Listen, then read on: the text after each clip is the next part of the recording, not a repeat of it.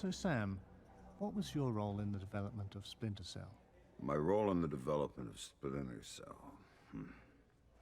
Well, first Ubisoft brought me in as a technical advisor. For the sake of realism, they wanted input from someone who actually, well, somebody who actually does this kind of work. But you ended up being the star. How did that happen?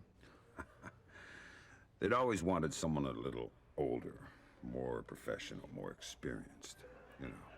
Not some young goofball that you see in your typical shooter.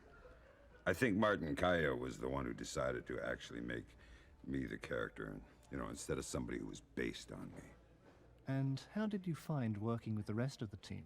I've had the good fortune in my life to work with a lot of really talented and professional people.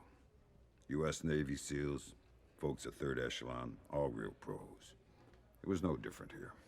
What was the hardest part of the job? Without a doubt, animation. The decision was made that they didn't want to use mocap. They wanted a more artistic feel, so it's all done by hand.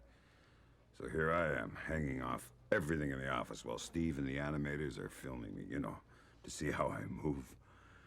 Man, I must have spent hours doing the split jump. I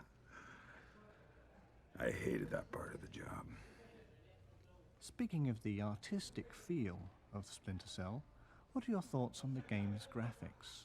Well, most of my experience with video games comes in the form of military training simulators.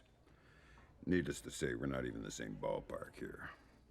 The fact that Splinter Cell uses light and shadows, I move from the light into the shadows, hide, I'm able to hide.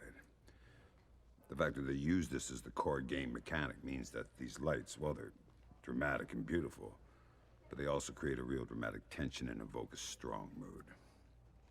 One more question, Sam. What about the rumors there is a sequel in the works? Have you signed on for Splinter Cell 2? Unfortunately, I'm not authorized to discuss those matters at this time.